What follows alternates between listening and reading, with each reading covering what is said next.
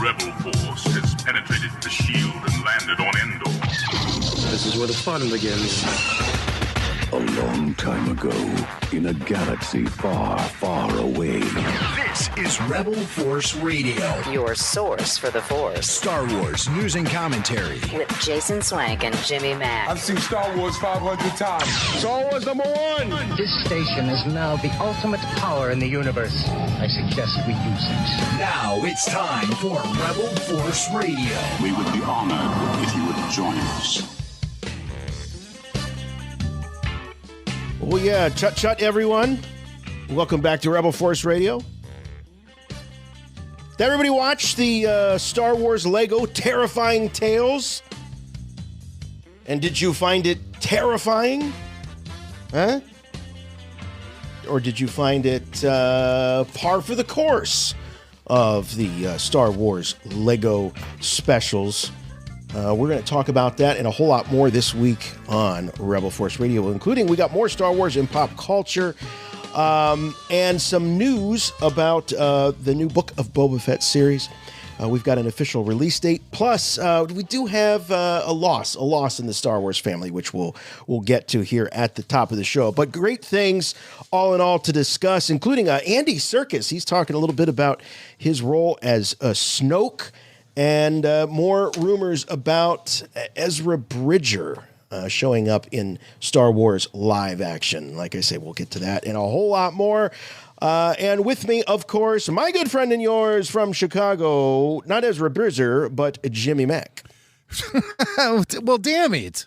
I wanted to see Ezra here. I got excited. Hey, Jason. Hey, Star Wars fans.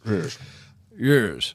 But, there's a lot of things going on. You'd think this is the calm before the storm, which is definitely, the storm is coming in 2022, where there's going to be so much Star Wars content coming out that we won't know what to do with ourselves. And we have some information about what's coming up in the future as Disney expands its Star Wars universe on Disney Plus and fills our heads and hearts with tons of Star Wars content in 2022. And it's all going to kick off with the Book of Boba Fett starting at the end of this December. And I think there's things we can speculate about what might be happening with Star Wars programming on Disney Plus. And we got a few other things to talk about too. Like you said, Jason, we'll be reviewing the Terrifying Tales, which very terrifying. And that was a lot of fun. It was definitely Star Wars What If once again. Yes. Hot on the heels of Star Wars Visions, you have these Terrifying Tales, and there were 3 tales, and 4 if you want to count the story thread that went on throughout the entire episode. But we'll be talking about that. We got lots and lots of Star Wars and pop culture, including a funny Star Wars reference in the latest Goldbergs. And our buddy Chris Amorum, who is the Rebel Force Radio graphic design artist, jumped out of an airplane this week. On purpose.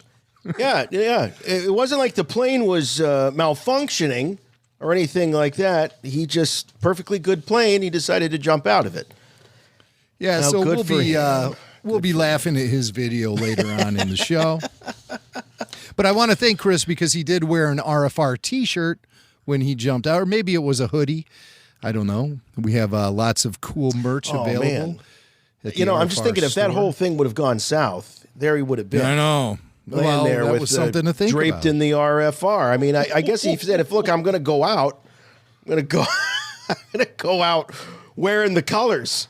Yikes. The red and black. Yikes.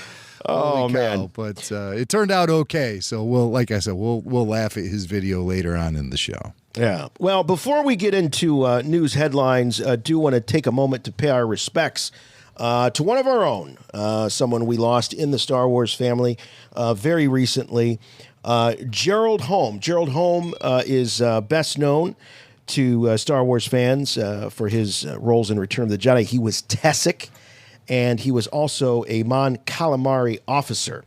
And this is a guy, no, that's not Phil Collins. That's Gerald Holm. No way. But no, he really was an endearing figure and showed up at a lot of conventions, and just one of those great guys that always took the time out for fans, never seemed to get sick of answering, the same questions. Was it hot in that costume? But Jim, I was thinking about, so he played a Mon Cal, and he played Tessic, the squid face. Squid face, yeah, I'm blanking on their Quarren, yeah. And they are at odds. They are enemies, those two. And he played both, so he could have, bridged the gap between the two. Or he could have just fought with himself a lot. Yeah, yeah, he was very conflicted. But he specializes in aquatic Star Wars aliens. Mr. Holm did, not Holmes, Holm. And he was a nice guy. I met him once at a convention. This was before I got into Star Wars podcasting, so I was not armed with a microphone. But Gerald Holm was there, and I wanted to talk to him again. I used to host a show called A Galaxy of Music, and it was a look at Star Wars-inspired music, song parodies, things like that. And I always had these aspirations for having Gerald Holm on the show. And I would feature a lot of heavy metal Star Wars song parodies. And I would have called the show Squid Headbangers Ball. Oh. But I never got the opportunity. Can you believe that? I was kicking myself for not having the guy on the show just because I only wanted to name the show Squid Headbangers Ball. Oh. I'd even, that was like talking to him was secondary. I just wanted to have a reason. But you're right, Jason. He was a nice guy. And just in my limited exposure to him, he seemed very open with talking about his Star Wars experience and just a really genuinely nice guy to the fans. So, Gerald Holm, Squid Head, Tessic, I guess you would call him. He shall be missed. Yes, very much so. Very much so. And just prior to his 71st birthday, so too young. Lost a brave battle to cancer. So we remember Gerald Holm. All right, let's do it. Lots of news to cover this week. I have good news for you, my lord. That's good news. Come closer, I have good news.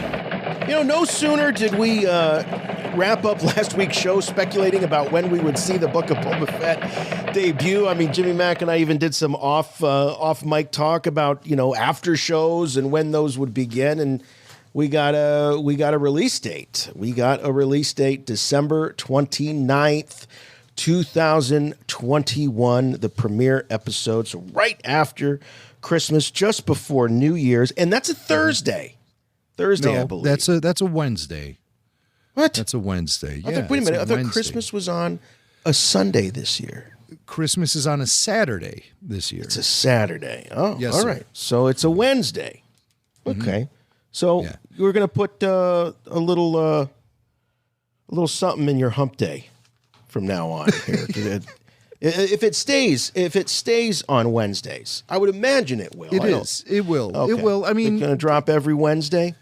It has been, known that Disney Plus was going to be dropping their live action debuts on Wednesdays following the success of Loki, which was the first show that they started dropping on Wednesdays. And I think they're doing this partially in response to Netflix, who typically drop their shows on Fridays.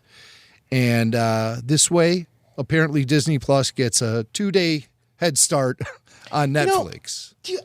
I guess they've got the analytics and they've got the research that backs it all up. But to me, it makes no difference. I as far as day of the week, it's like, it's when I have time. I mean, like Wednesdays are no better or different for me than a Thursday, than a Tuesday, really. I mean, I don't know. I don't, especially when it's on-demand viewing like that. It just, does it really make that much of a difference? Well, I don't know. I mean, this isn't on-demand viewing for us. I mean, this this is very appointment much viewing. Yeah, we have to jump on this the second it drops. So we'll be doing those after shows on Wednesday, unless there is some conflict, and we'll do it on Thursday instead, I guess. There is no conflict. But talking about things like release dates and all this stuff, now that Bob Chapek is the man in charge at Disney, he's very analytical and very much a numbers guy.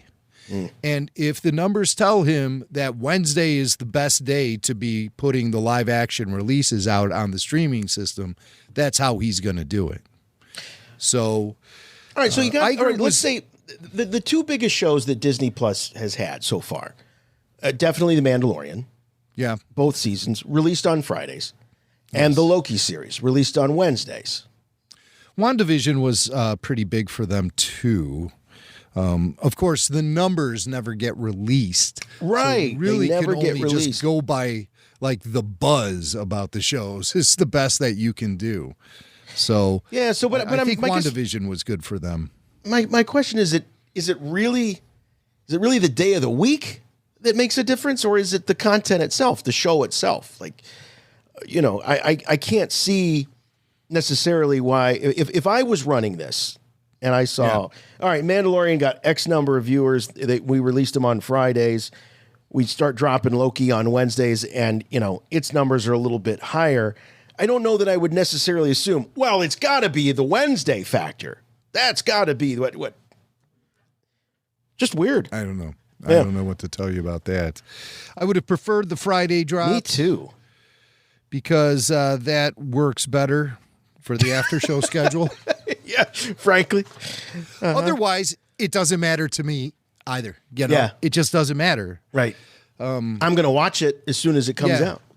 There's lots of TV shows that are on these days that I couldn't even tell you what day they debut. Right. I just see them on my DVR. I don't even know what channel they're on half the time. Right. So, so that's what we can expect, though, are these Wednesday releases.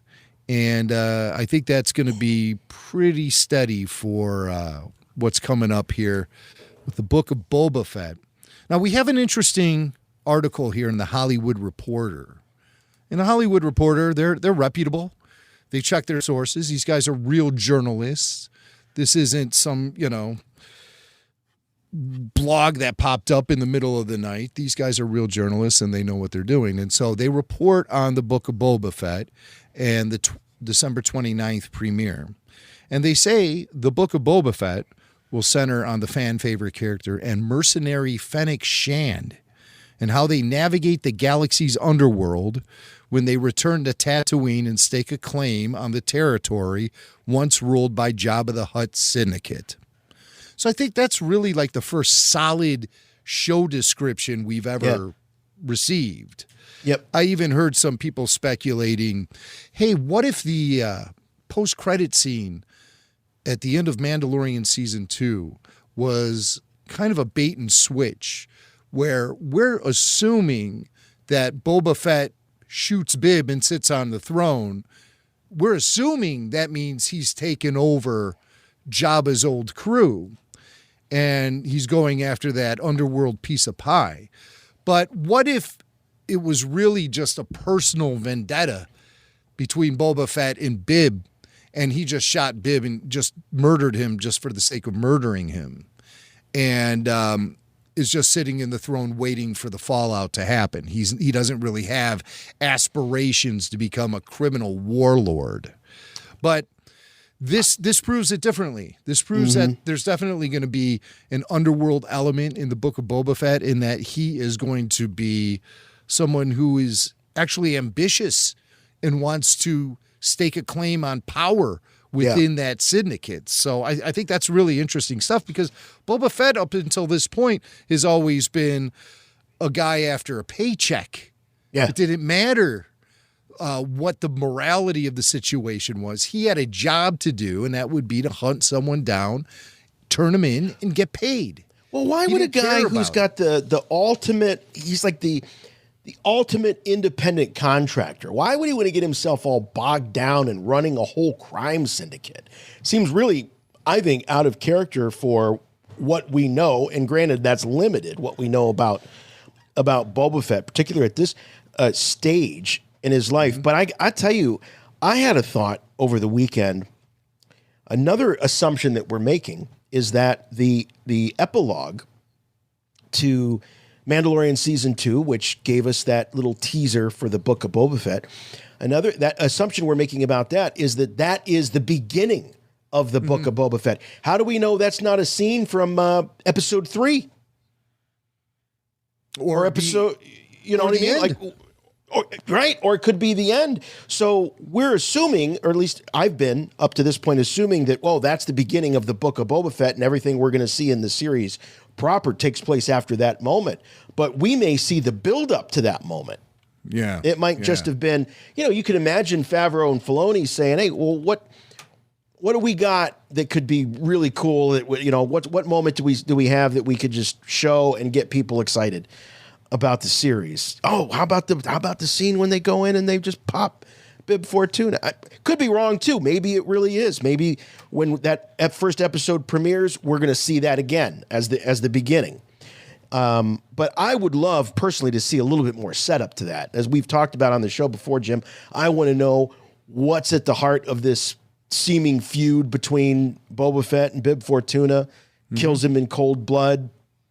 It's got to be, to me, it seems more than just trying to take over the throne. It seemed personal. It was it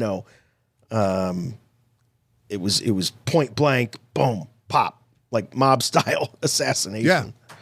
Yeah, it was shooting Mo Green while he was getting a back massage. I mean, it was really that cold and just heartless. Someone put a bullet through his eye. And so don't try to derail me with Godfather. I'm sorry, quotes, I knew that would get in your head. Get in your head. Now all the quotes are floating around in Jimmy's head. I'm not going there, okay, man. I'm just not going there. But something else we got to see in the Book of Boba Fett is how he acquired the gaffy stick and what appeared to be Tusken Raider robes. Did he actually join a Tusken tribe for a time just to survive? Did he have to kill a Tusken? You'd assume yes. And does a crate dragon have anything to do with it? I don't know. But because that's where we had the debut of Boba, was in that crate dragon episode that kicked off season 2. Hey, you know what? You just jogged my mind when you were talking about, Boba with the gaffy stick and all of that. And, we've talked about all the merchandising pains that we collectors deal with. And I know you're not a Funko Pop guy, but I saw these and this just drove me nuts. Like, why is it that Funko, they've got, this cool, little statue of Fennec standing behind Boba here on the throne. That's coming out. You've got, old man Boba Funko Pop that's coming out. You got a Cobb Vanth Funko Pop. All this cool stuff coming out. Funko's on it. It's going to be years before we see any of that in, proper action figure form. Yeah, why are these vinyl toys getting farted out just like on command? Yeah, I mean, before the show even shows up. It's crazy. Yeah. They obviously just have a quicker production process. And, Hasbro, instead of producing items that fans want, they have a bunch of sublines that ultimately fail. And we've seen that happen over and over and over again throughout the years, when they should just be concentrating and focusing all their efforts on the 3 3/4 inch scale. And now, of course, the Black Series is a success. You can't deny that.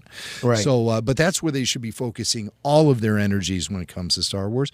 But they're constantly producing other kiddie crap that nobody else wants, nobody else buys, while they ignore the vast collectors market, which fuel their sales.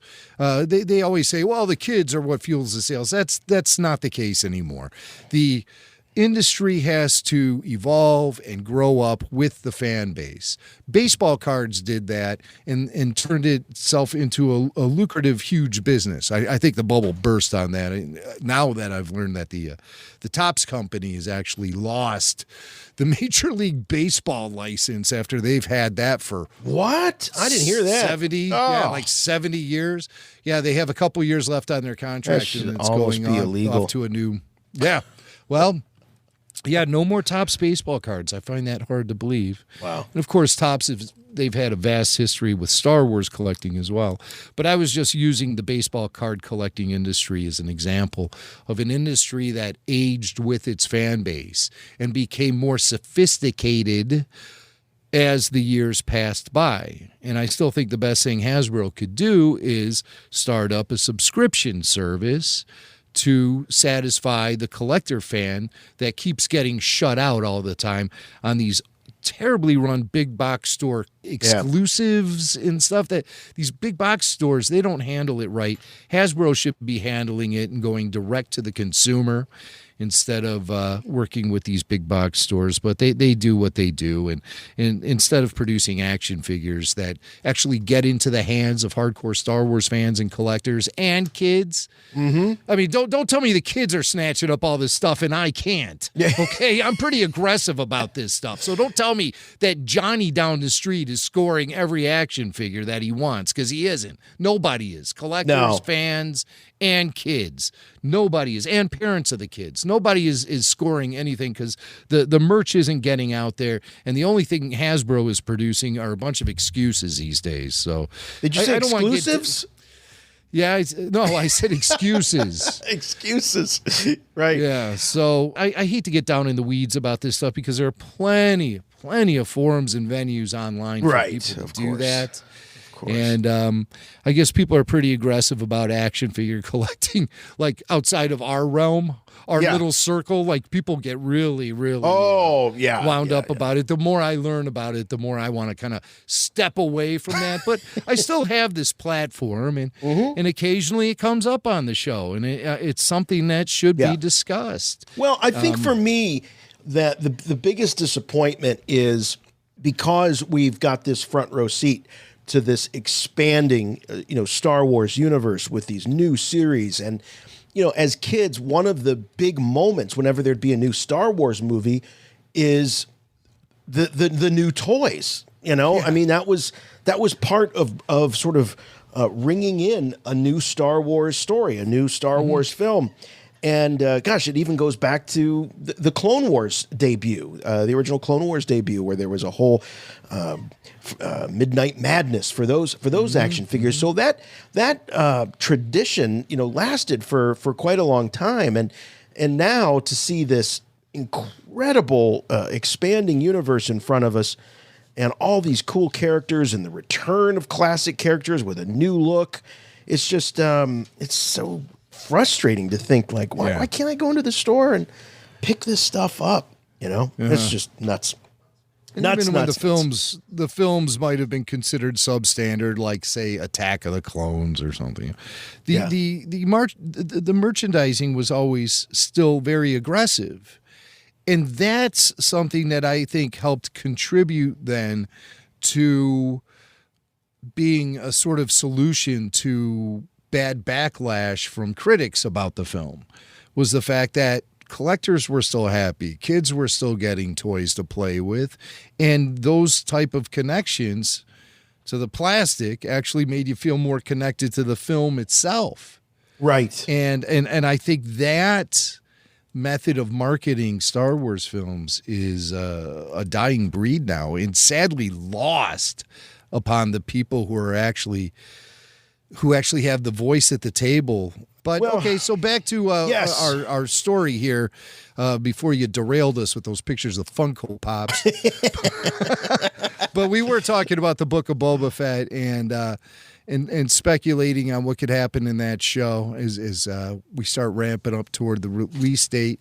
But here's something interesting featured in the Hollywood Reporter article.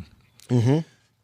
The streamer also had, talking about Disney Plus, The streamer also has a limited series centered on Obi-Wan Kenobi in the works, along with 2 other Mandalorian spin-offs, Ahsoka and Rangers of the New Republic.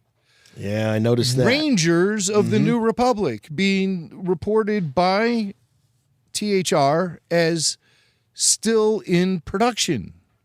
That's very interesting because there's been a lot of rumors online, speculation based on some social media from Gina Carano. And I know when I say social media from Gina Carano, it's like, whoa, strap in. But no, that's not the case necessarily. She put out a little teaser. She was looking at some like twin sunset or something, and people got all excited about that. And she's really coy about what kind of future she can have with Star Wars. I've seen reports recently saying that a Mando season 4 has been greenlit and Cara Dune will definitely be part of that season, but I don't really put much faith in that report. I can't even come close to saying that is actually going to happen, but the reports are out there and they're just not coming from very reliable sources right now.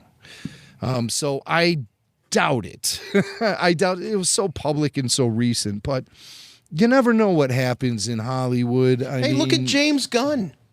You know, Disney. Look at James, there's a perfect example. Yep. Yeah, James Gunn was let go.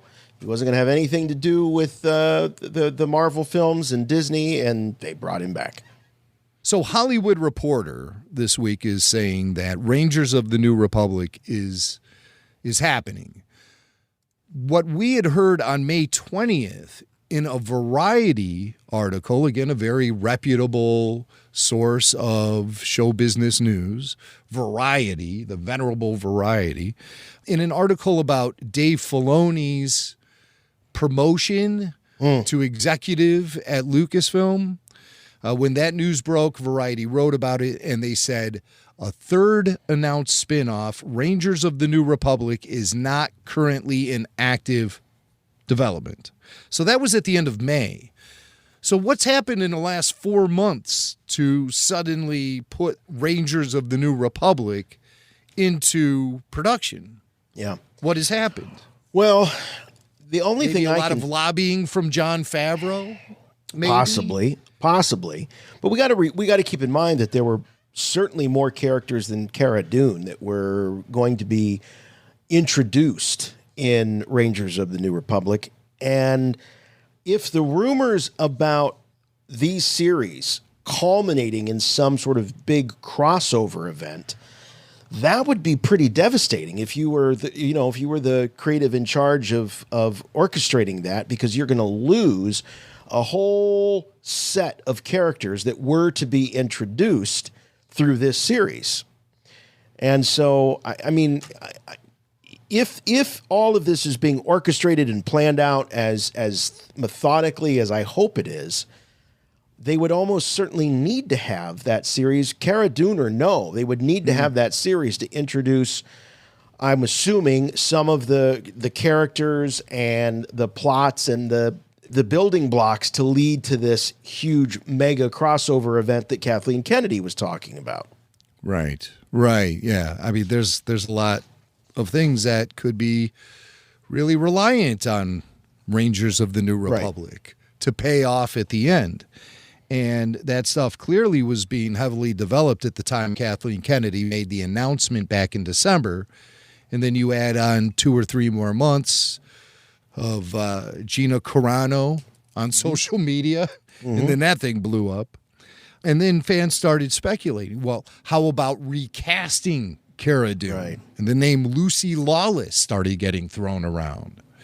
What we've learned recently is that Lucy Lawless was actually in talks with Lucasfilm about doing something Star Wars related. And she fears that online support for her being cast as Cara Dune may have ruined any opportunity she has at working on a future Star Wars project.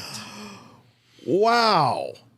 So, yeah, put the keyboards away, kids. If you want to see Lucy Lawless in Star Wars, stop lobbying for it. What's her logic there?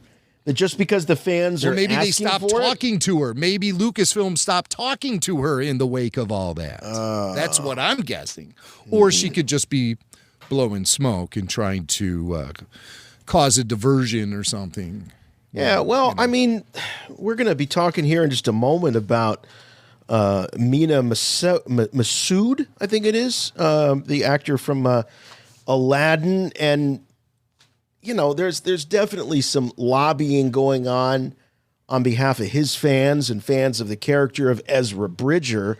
So it doesn't always work out poorly for these folks. I mean, I think about Rosario Dawson. Rosario Dawson was publicly lobbying for the part, and then her fans were lobbying on her behalf, and lo and behold, she's Ahsoka Tano.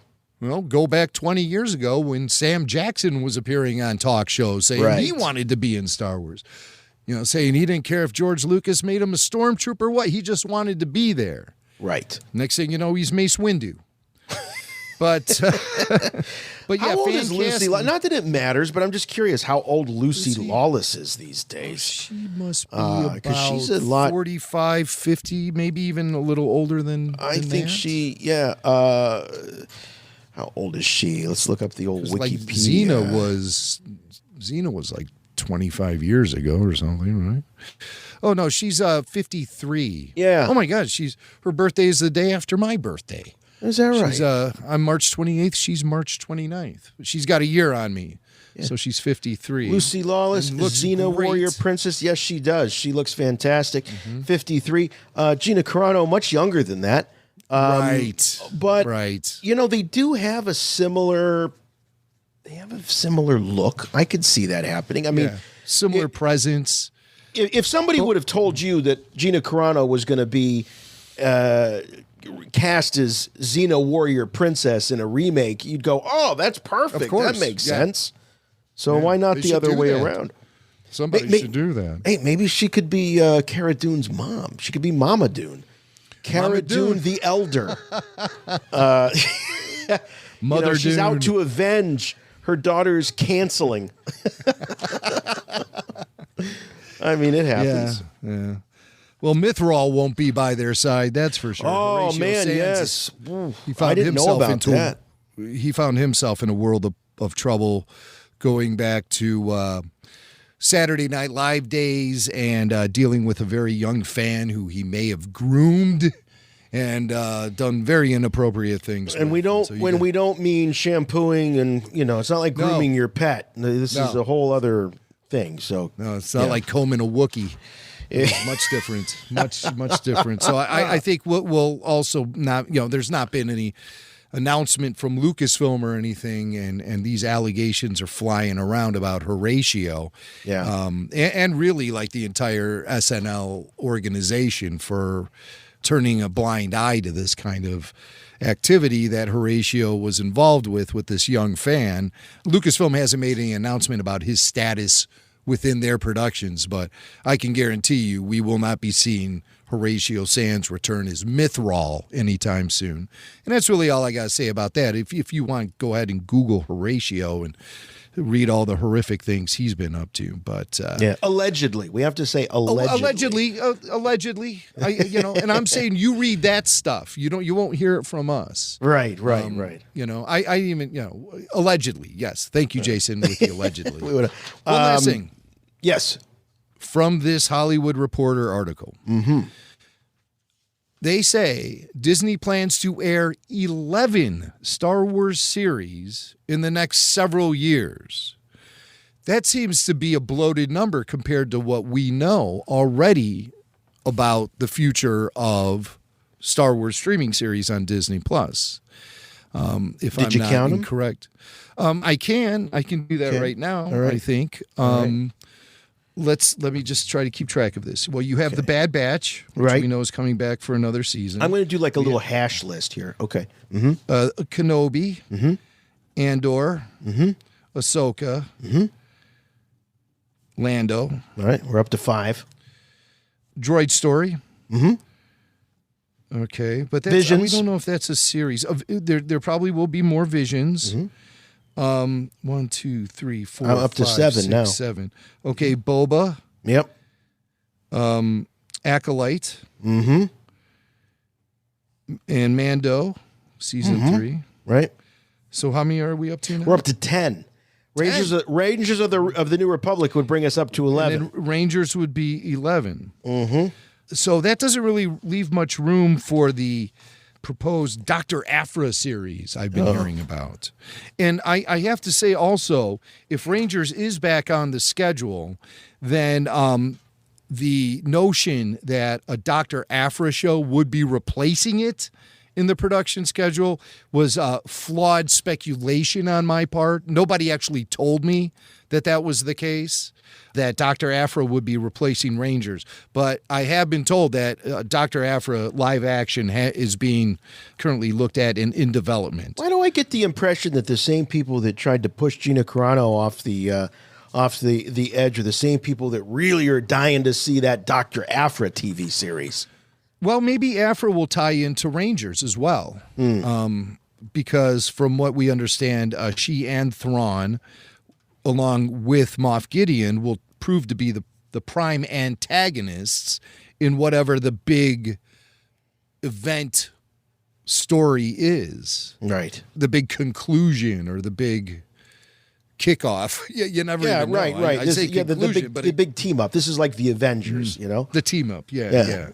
And then I would assume then the idea is like this would end, sort of phase 1. That would mark the end of phase 1 of this particular arc. And then some of the series would continue. There might be some new series. And then you eventually have these crossover event stories happening every couple of years. And those might actually play out on the big screen. Who knows? We don't know.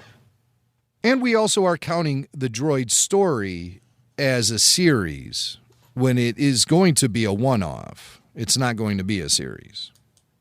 Oh, really? Yeah. It's one thing? I don't know if it's going to be like a made-for-TV movie or a special, like 45 minutes in length. I have no idea. Know nothing about the droid story, but I do know that it's a collaborative effort between Lucasfilm and ILM. Which really gets me pretty excited because when I hear ILM, I think CGI. And I can picture a completely CGI, looks film realistic, but animated Adventures of R2 and 3PO. That could open up the door to all kind of great Star Wars stories. Oh, man, they could be looking for another wedding topper, cake topper there. Oh, you mean the Jorgen fruit from Clone Wars, I want to say season 4? Or season 3? Jeez, what a crazy episode that was. Have you heard the rumor about a reimagining of the original Star Wars trilogy in the animated format? Have you heard that rumor? No, I've not heard that rumor, but I mean, there's been speculation since the Disney acquisition that, it's just a matter of time before we see some sort of remaking of the original trilogy. Well, here's a new twist on that rumor. The rumor is that there's going to be a reimagining, an animated reimagining of the original trilogy based on Ralph McQuarrie's concept art. So I don't know what that means. If it's a retelling of the original trilogy based on early drafts, or if it's just using the McQuarrie designs and placing them into the story as we already know it, I have no idea. It seems far-fetched to me, but I just thought I'd throw that out there because there's a little bit of buzz about that online. I don't know. Yeah, I mean the original George Lucas, the Star Wars was told in comic form. Yeah, I wonder if by J.W. Rinsler. Right. I wonder if this could be along the same lines. Here's what makes me nervous, and I'm not going to cite any names, but I have every time I go to the bookstore, Barnes & Noble or Books A Million, and I'll go through and I'll look and I'll be in the Star Wars section, and I'll see there's some new take on some of the classic Star Wars stories. And I open up the flap and I start reading, and it's like, from a new perspective, the story of Luke Skywalker retold. Yes. And I start looking at it and I start reading. And it's like, oh God, I no, thank you. No, thank you. I'm fine with the perspective I have on those stories. I can watch the films. I can read the original novelizations. I can hear hundreds of hours of George Lucas talking about it. I can read the annotated screenplays. I don't need, some 30-year-old sci-fi tie-in author or blogger turned sci-fi writer to tell me the way I should be looking at those stories. It just, no thanks. So I'm really not interested in any reimagining of the original trilogy. It just gets confusing because those come from the Lucasfilm Books brand, So you almost have to be like, oh my God, this is the official take. Yeah. But there's been so many official takes over the years. I prefer to look back at previously released stuff, most likely dipping my toe into the era prior to the sale to Disney for that kind of stuff. And just like working on my own headcanon and just leaving it at that. And there's nothing wrong with doing that. No, really I just don't need some new author to come around and say, hey, what you didn't know was the real hero of Star Wars was Cammy. Cammy was the real hero. Yeah, you didn't know that, but it takes my brilliant retelling and reimagining of that story to tell you that she was the despite her scenes, the whole thing. Despite every one of her scenes being regulated to the cutting room floor, she is actually, George had always intended for her to be. George is always intended. Yeah, that's the line. Yeah. He'd always intended for this. He left behind some notes in the desk that he must have forgotten about. And they were found by the Lucasfilm Story Group. And so I hate to get dark, but it's bad enough. You're exactly right. Those kind of legends are bad enough while the man is still alive. Just wait until we're living in a world without the real notorious GL, all the myths and legends. Well, George really intended for, and then he won't be there to, set the record straight. Not that he does that too much anyway. You never see him piping up and go, yeah, no, she was, Luke Skywalker was never going to be a girl. Yeah. It's never going to be a girl. Well, I got the feeling as long as Marshall Lucas is around, she'll be setting the record straight. And, that's just one thing, though, is I wish George kept Star Wars within the family and entrusted his kids to maybe play a larger role in carrying on his legacy. Because I think they would have come at it with a much more pure approach that is more in line with his mode of thinking. And it appeared like Katie Lucas was going to become a bigger player within Star Wars, and she wrote a bunch of episodes for the Clone Wars, etc. And it just never really took off that way. It just never really did. And I know his son Jet also has dipped his toes into various aspects of television filmmaking. He did some work at Skywalker Sound back in the day. He lived here in Chicago and worked on Chicago Fire for an extended period of time. All those Chicago shows, man, there's a lot of those Chicago shows. Chicago PD, Chicago Fire, Chicago, Funeral Home, Chicago. All of them. Yeah. Gangster Funeral Home. It's it all takes place at Al Capone's rest and relaxation resort. And forget about it. And a lot of sausage eating. And that didn't sound right. Note to self, edit out sausage eating comment. All right, should we skip to the Ezra Bridger story? Let's jump. Let's take a jump. Let's jump. Okay, so this guy, Mena, and I apologize if I'm messing up the name, but Great looking dude. Mena Massoud or Massoud. Massoud. I think Mena Massoud is how you Mena say Massoud. Mena Massoud. He was Aladdin in the live action Aladdin film with Will Smith. That's right. The Disney movie. Yeah.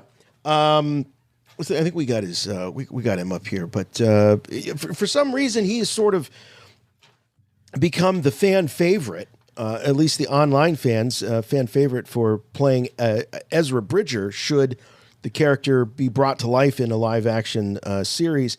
And Mena was on I think this looks like on Instagram, and he had this kind of, I don't know, this post that sort of alluded to a line of dialogue from Star Wars Rebels. And so there's a moment, I don't know what the episode is, but where Ezra says to a bunch of stormtroopers, he says, "Hey, just so you know, when I escape, I won't hurt any of you." Yeah.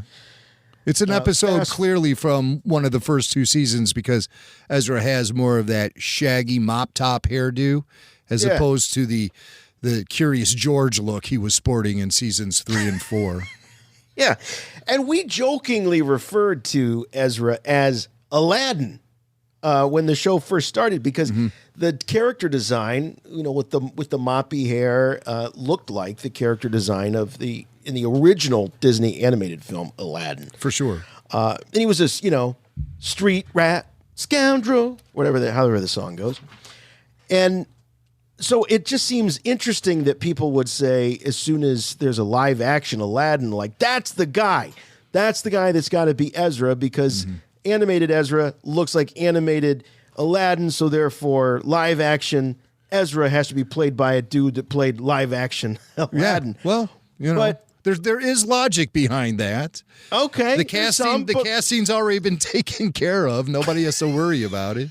I love how the fans, we just cast it too. Yeah. You want us to write it? We'll write it. We'll cast it. We'll do it all for you. You just provide the cameras and the vault or whatever the thing is, the volume. But anyway, so Mena hasn't done much to dissuade anyone of this speculation. He posted a quote of that same line. Yeah. So there's a picture of him shirtless. Look at him. Yeah, looking good, looking ripped. He's and confident. Says, hey, just so you know, when I escape, I won't hurt any of you. So that led to speculation. But Jim, I guess we've got some audio clips of him we're talking with Screen Rant. So yeah, man. Is he confirming? What's he doing with here? Well, they flat out ask him about the Instagram post. And, of course, when that post hit, it ignited tons of speculation online. The fan casting, people really went crazy about it. So he responds to why he used that Ezra quote and put it on his Instagram post at a point when the rumors were swirling. Why does he pile on and add fuel to the fire? Well, he explains. Yeah, just manifesting, just manifesting, trying different things. There's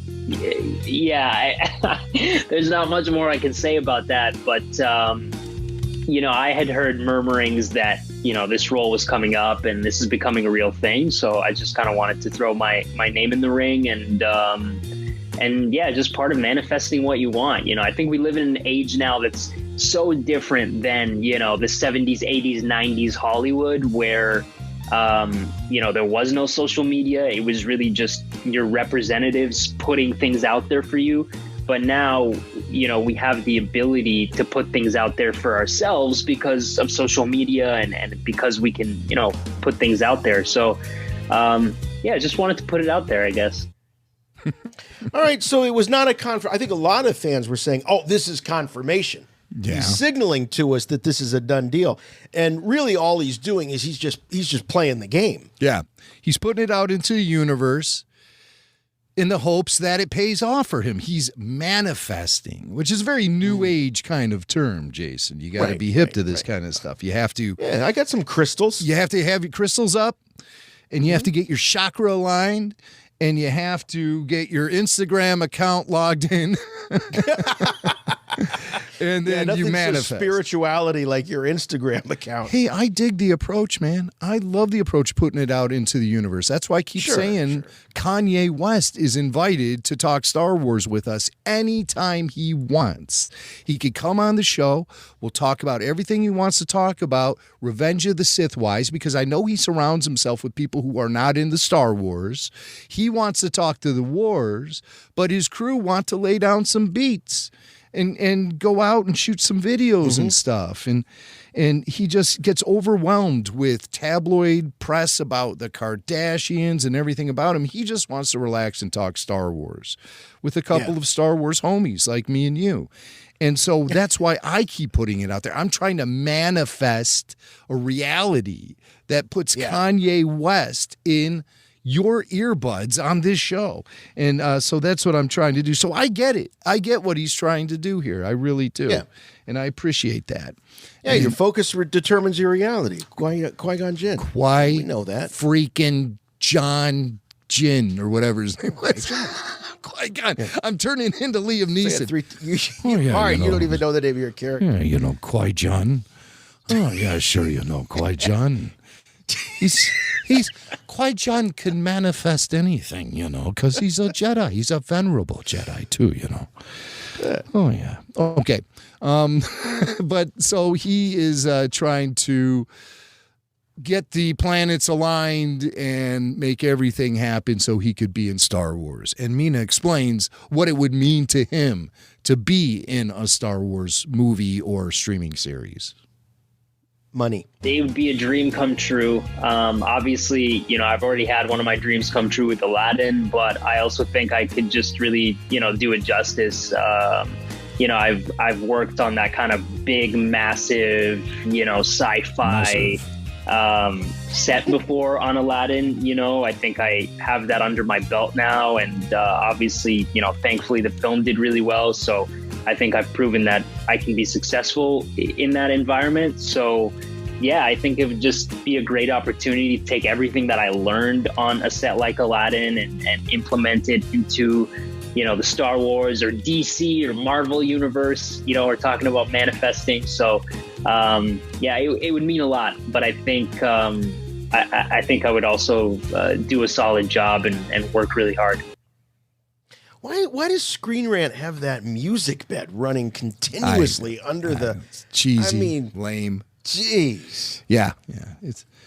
I don't know why they feel they must do that. That's become a trend over the past 30 years. Who started all that? MTV probably. Maybe or Entertainment Tonight. I don't know. I actually haven't seen the Aladdin film, the live action remake of the Disney movie. So I got nothing. I mean, I look at the guy, I say, oh, hey, he's just as good as anybody else to play Ezra Bridger. I mean, Ezra is not my favorite character in Star Wars, but I know he's got a huge fan following and people would love to see his story retold. I think at this point it's inevitable because of the way that, the Mandalorian and Ahsoka's appearance on The Mandalorian just sort of teed it all up. She's made it clear that she's going after Thrawn. The last time we saw Thrawn was he was swimming around with Ezra out in space, and so I think it's inevitable. Why not?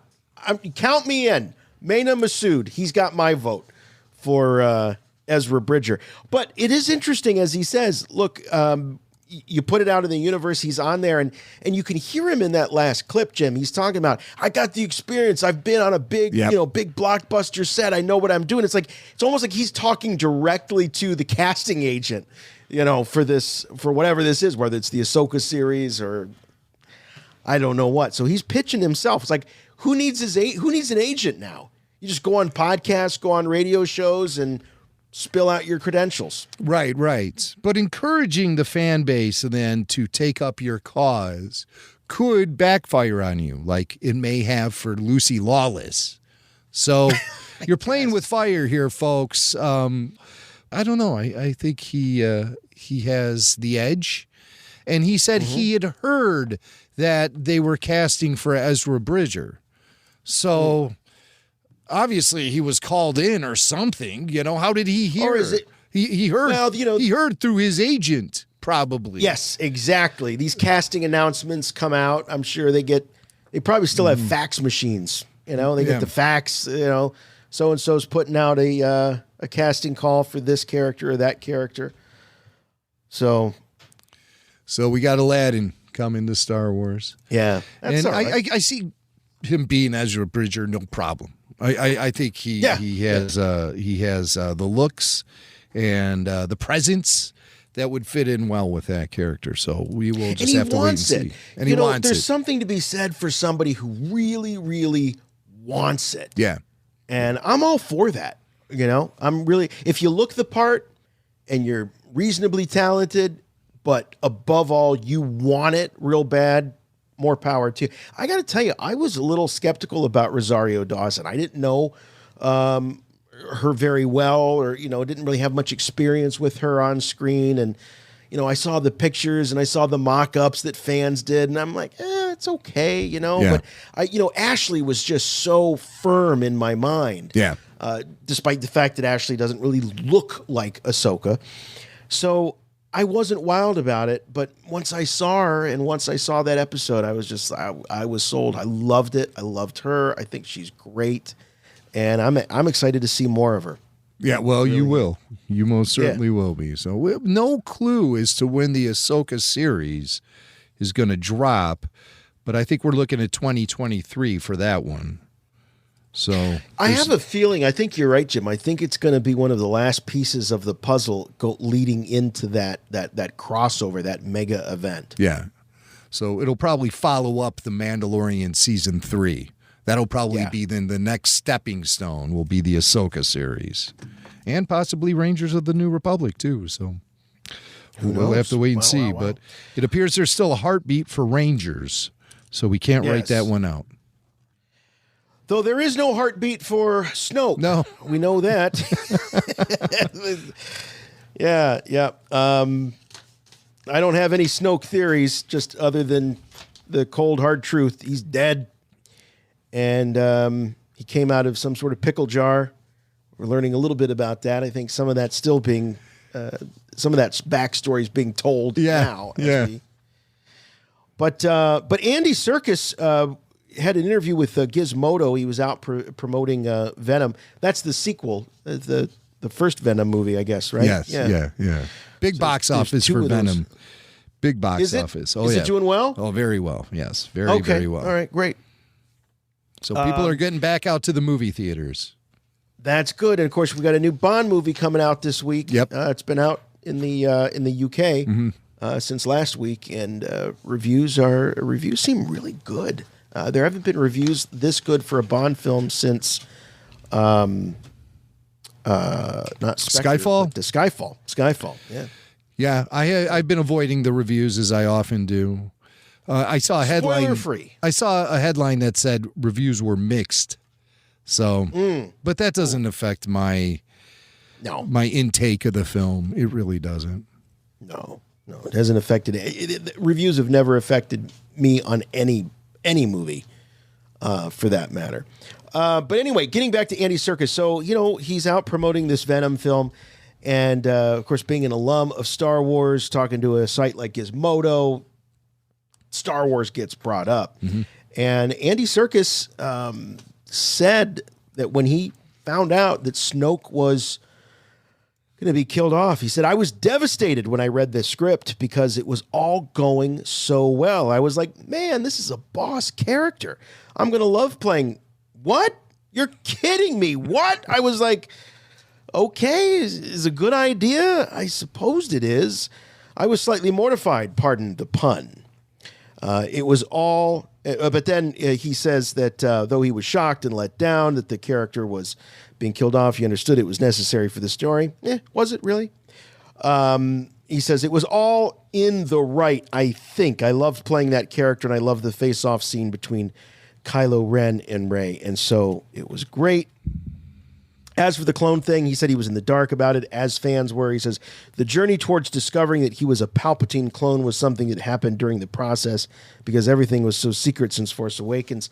No, I got to push back on that, Andy. That's a nice spin. It wasn't that it was so secret. It was the fact that it was unknown. Yeah. They hadn't figured it out yet. They didn't know there was a connection. Yeah. Happened.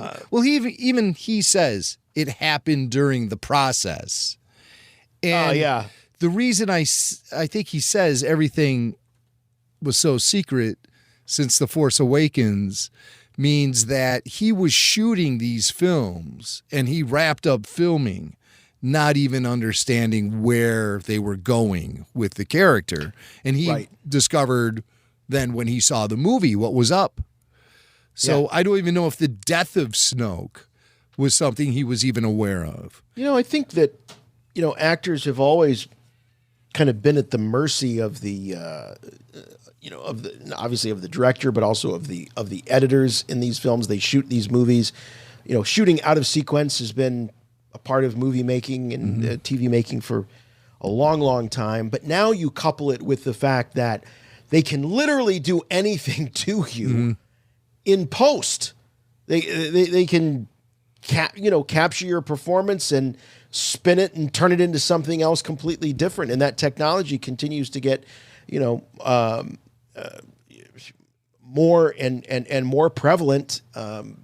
Who knows what you're going to end up doing? You might just end up, actors might just end up getting some sort of high-tech 3D scan of their bodies, and then they're just going to be animated. Their whole performance could be animated, and maybe they just provide the voice work. And of course, we know now you don't even need to provide the voice work. Yeah. They got machines that'll do that for you if you got enough previous data to go into the machine. So it's incredible to think about what the future of this could mean.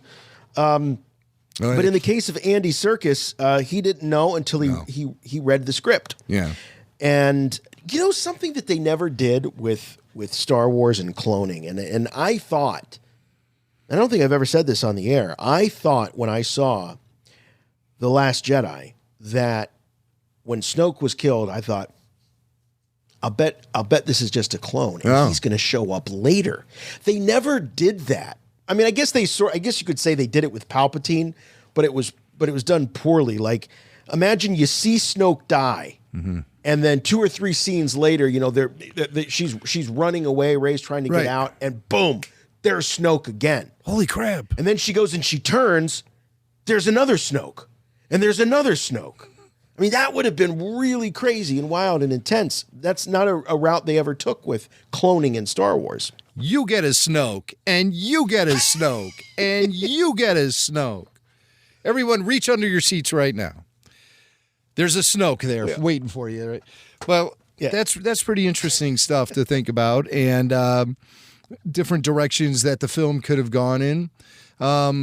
Even George Lucas himself really revised and changed a lot about the fall of Anakin Skywalker in Revenge of the Sith, and he changed it a lot in editing.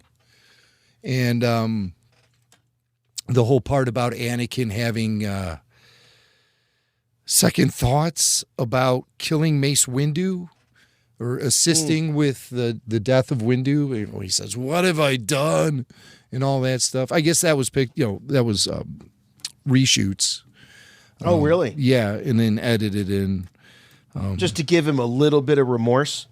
Yeah, just to make it seem like that he just couldn't control himself, I guess. And then, because you notice then Anakin's demeanor then just changes on a dime right after that. Yes. What have I done moment? That's right. Then all of a sudden he's just like, I pledge myself to your teachings. Yeah, he's all in. And it happens pretty fast. But you could also look at it like, there's no going back now. Right. Like, and what am I going to do? Am I going to apologize? I think that's how George Lucas justified it. Yeah. So Andy Serkis, shocked about Snoke, kept in the dark about Snoke during shooting, and he commented about the mystery of Snoke in a video from Wired. You can see it on YouTube now. He's talking with Tom Hardy, actor Tom Hardy. So he talks a little bit about Snoke. Here's a brief clip of him talking about that character from the Wired video. Have you felt it? That was a line from Star Wars in which I played Supreme Leader Snoke, the character that no one knows where he came from, where he's going to, or what he is, or whatever, anything about him, because he's so mysterious, including myself. So, is he airing a little bit of frustration there when he's talking about it? It's he so secret that even I don't know what the hell he is? Yeah, is he kind of looking back on his Star Wars experience as maybe even a little waste of time, because for himself as an actor and an artist, it certainly wasn't a waste of time for his bank account. But I think he's left. When I hear him talk about the character like that, I hear an actor who is unfulfilled.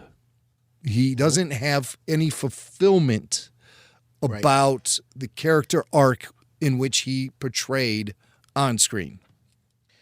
Well, you got to imagine that when he got involved with this, JJ's telling him, Andy, you're the guy. You're this trilogy's Darth Vader, Palpatine, all rolled into one. You're the guy. You're gonna go down in history as one of the biggest Star Wars villains of all time. You're gonna be up in that pantheon. And he's probably thinking, "Wow, I mean, I'm the guy. I am the big bad of this trilogy. How cool is that?" And you can tell, like, in the way they introduced the character in The Force Awakens, and he's huge. I mean, it was this big projection on this throne, and it was like, wow, we've never seen a character this big before. I mean, this is massive. And, come the second film, just like, boom, gone. His boss character. Yeah. As it turns out, he was not the boss. No. He was just sort of an avatar for Palpatine, we think. A lot of confusion about Snoke, and the official website, God bless them, they try to unravel this tangled mess, and as much as they try, it just makes things worse. It seems like so. Right. Now, I do remember when Phantom Menace came out, there was so much marketing around Darth Maul. His picture, his face was everywhere. And then when the film finally came out, and he gets killed at the end of it, we know, of course, canonically he doesn't, but to us it seemed like that was it for him. We thought, wow, what a waste of a cool character. And then we thought, well, he's going to be like the Boba Fett, of the prequels. Right. He's not in it very much, but everybody remembers him. He's so memorable because of his look.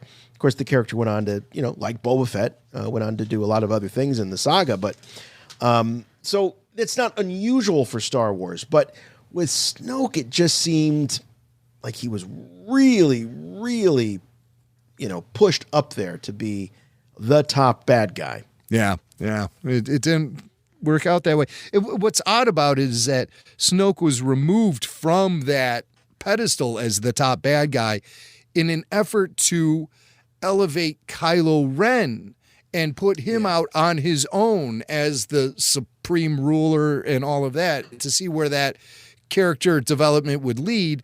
And it really went nowhere, because at the very beginning of the next movie, you realize that Kylo is not on his own, that Palpatine has been pulling the strings all along and playing with him and manipulating him. So that really changes the character of Kylo Ren a lot.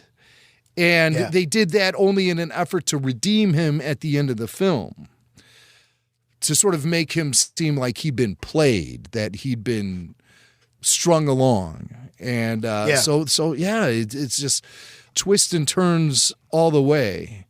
It's really interesting to hear these actors then reflect on their experience with shooting Star Wars over the last 5 or 6 years. It helps paint a better picture for us about what went on behind the scenes, because there's been no making of books. There's been relatively very controlled information coming off of the set.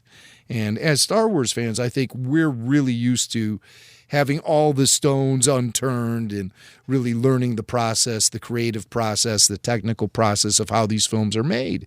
And so while we talk about Andy Serkis maybe having a little unfulfillment due to the lack of development of the character in a direction that he felt would be appropriate, that also comes to us fans too, where we get feeling unfulfilled and need to fill in the blanks on how these films were made. Yeah, for sure. For sure. You're absolutely right. If it wasn't for some of these actors saying the things that they're saying, being interviewed on podcasts, and we really wouldn't have much information at all about what went on and what happened. In fact, we've got another one here. This is Dominic Monaghan, who does a podcast called The Friendship Onion. He does with his Hobbit cohort, Billy Boyd.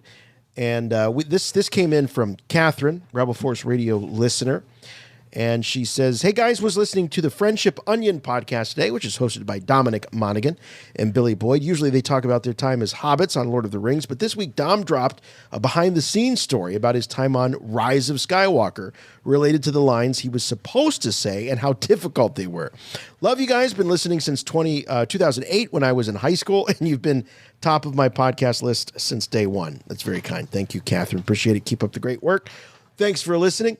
We got a couple of clips, Jim, that you grabbed for us here from this Friendship Onion podcast. Right, yeah, the Friendship Onion with a couple of the hobbitses talking about their time being hobbitses.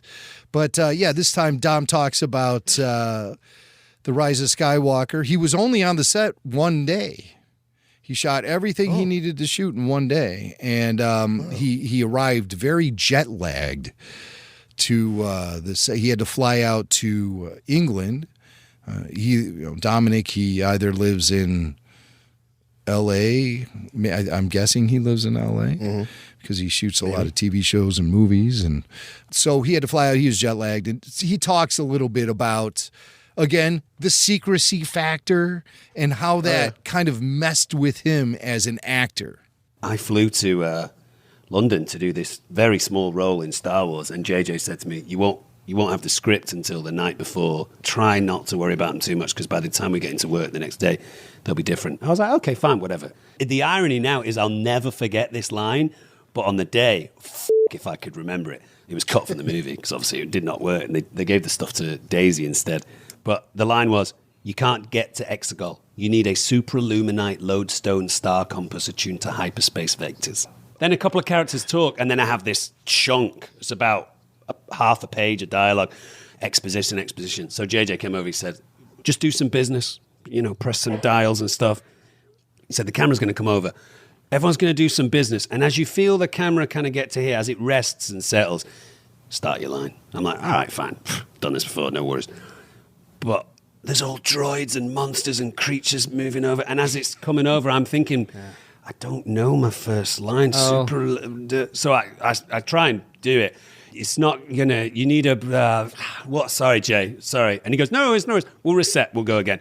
But the reset is like 3 minutes, because the camera has to go back, the droids, the monsters. So now I'm thinking, if I keep asking him to reset, if I do that 4 times, that's 15, 20 minutes wasted. And this is Star Wars, and they do not have time on this set. And eventually Jay came over and he was like, it's fine, but we do need you to kind of get it now. So, I mean, he's throwing millions of dollars away, as the clock is ticking, and he keeps having them to reset. Notice he said his big chunk was a lot of exposition. Right. And so that's why I think we're left with a lot of big plot holes and dots that aren't connected in The Rise of Skywalker. It all comes down to the fact that Dominic Monaghan couldn't say his lines. But he's to blame. He's the blame. He's the only one. Yeah. He's the only one who ever even came close to describing anything that's happening in the film, with especially in regards to the return of Palpatine, where he said things like, Sith magic, clones, Sith magic.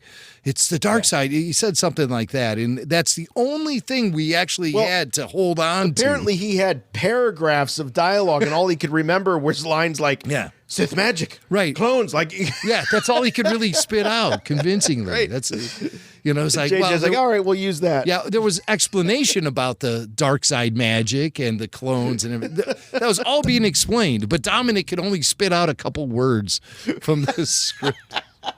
But he does, he says he eventually got the line right, but it was cut out of the film. And he explains in this next cut that he received some encouragement from other cast members, one other cast member in particular, when he was flubbing that line. Oscar Isaac was really cool with me. They were all really cool. But Oscar saw what was going on. He could see that I was in my head. And he knew, I don't know how, he must have just guessed, he knew that I needed to be in a state of play. So he just started goofing off of me. My character was called Beaumont. He'd be like, Beaumont, come on, you got this thing. Come on, let's go again. Move a set. And it brought me out of the tightness, and then I got it. And I sat to him afterwards, and I was like, thanks for that. He was like, hey, man. Say the line again. You can't get to Exgol. You need a supra-luminite lodestone star compass attuned to hyperspace vectors. Fuck if I could get it that day. That doesn't even sound like Star Wars dialogue. It sounded weird. That sounds like Star Trek dialogue. Yeah, it's just so attuned to hyperspace vectors.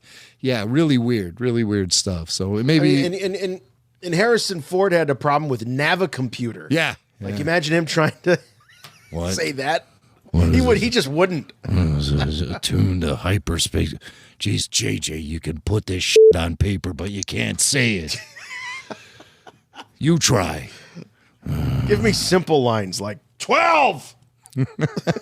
Punch it. Oh man! But if it wasn't for these podcasts and some of these interviews that these actors are doing, we wouldn't have these great stories because, as you mentioned, Jim, the real behind the scenes has not been told about the sequel trilogy, and it may never be told. It's never going to be told. Until the NDAs expire. Right. And then it'll be told. Rebel Force Radio, your source for the Force. Within these walls lies tales almost too terrifying to tell. Would you like to hear them? All right. Well, if you haven't seen it yet, spoiler alert, spoiler alert. Spoiler alert, spoiler alert. Hey, we're going to talk some terrifying tales here with you. So I watched it tonight. So this premiered October 1st on Disney Plus, just in time for the Halloween holiday. This is it's a spooky Halloween special. You know, they did the Star Wars Lego Christmas special last year, so this is a follow-up to that. And Jim, as you mentioned at the top of the show, yes, this is a what if there ever was. Mm-hmm. And the story sort of divides itself into three little adventures, plus all the connective tissue that's happening from the beginning through the end. All takes place in Vader's castle as Venom, who we actually meet in Rogue One. So if you remember that scene in Rogue One when Vader is taking his back-to-bath, and that's when Krennic shows up to talk to him, and his assistant there in the robe. Well, that's Venom. Mm-hmm. And so this takes place post-sequel trilogy, and Venom has... is still hanging out in the castle. Meanwhile, what's the Hutt's name? Graballa. Yeah. Graballa the Hutt, who is a tycoon, real estate tycoon, entrepreneur, has decided to turn it into a hotel. Yeah, I think that's what it is, kind of a haunted hotel. A Sith-inspired luxury theme resort.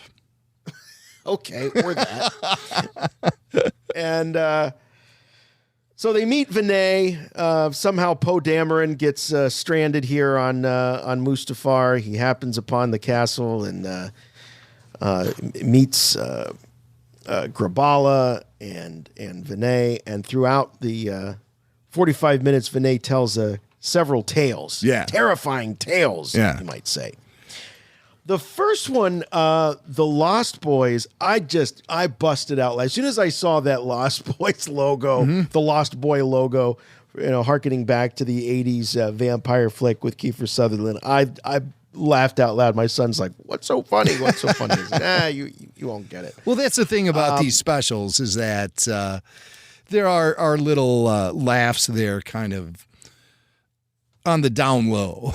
You have to come in with a certain knowledge. And I had forgotten that when I saw The Lost Boys, I thought, oh, okay, well, that's just sort of the title is a nod to that Kiefer Sutherland vampire movie from the late 80s with the Coreys in it. Corey Feldman and Corey Haim. And Feldman and Haim. And Bill, or is it Ted? I can. One of the two are in there, and he's also a vampire. The blonde one, one that's not Keanu Reeves. Right. Is that Bill or is that Ted? I am Bill. Oh, it's Bill, of course. Bill, okay. Esquire, whatever. And I'm Ted. Yeah. Okay. So good. All right, we got that figured out. But they were. Yeah, that was a fun movie. I haven't seen it in a long, long time, but I think I saw it a couple times back in the day, especially when it was on pay TV and stuff. And great soundtrack, by the way. Well, I'm glad you bring that up. And, because when they had recruited Kylo, or Ben Solo, they had recruited him and took him on his night out and to hang with them and see what was up. And this very 80s inspired soundtrack kicked in. And I was thinking to myself, wow, is that just kind of a dated sound? And why are they using that sort of sound bed? And then they showed that shot of all the Knights of Ren hanging under the bridge. Yeah, like bats. And then it suddenly hit me, oh my God, this is a parody of The Lost Boys. It's more than just in the title. It's in the music and it's in the visuals. So I get it. But what I couldn't get out of my head the whole time I was watching it were these references to the Marvel Comics series, Star Wars series, The Rise of Kylo Ren. It was a 4-issue series that came out like a year and a half ago, I want to say. And in that, you have the introduction of Ren himself.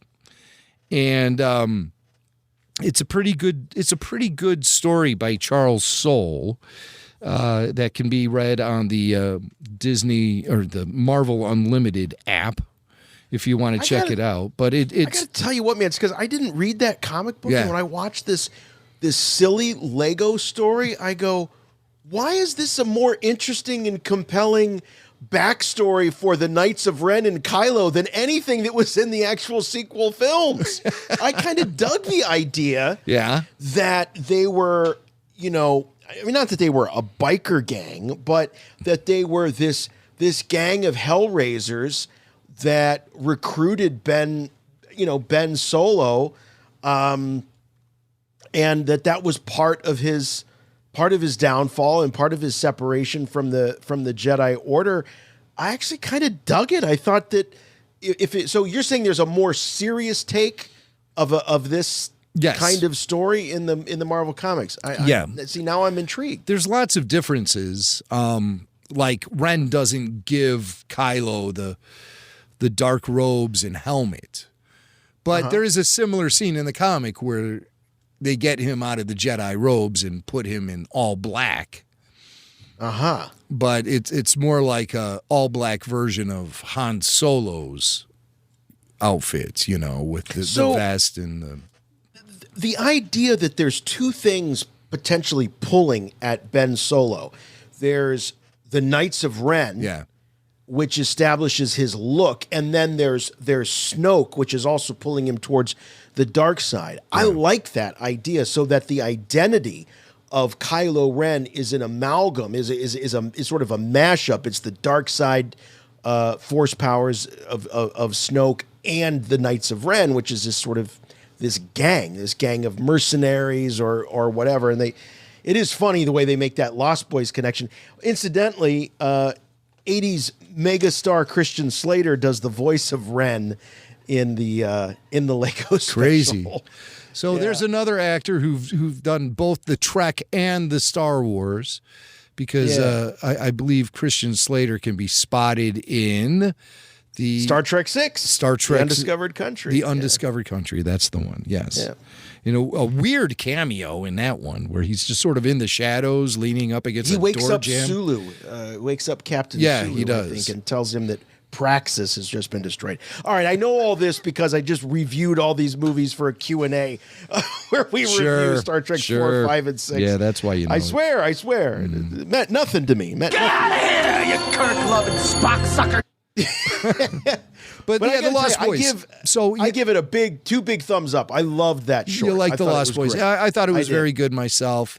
And again, I would recommend looking up the Marvel Comics, The Rise of Kylo Ren, to sort of, if you like that story, this fleshes it out a little bit more. And the big difference is that Kylo meets the Knights of Ren while he's on a mission with Luke Skywalker and Lor San Tekka, and they're out looking for Jedi artifacts.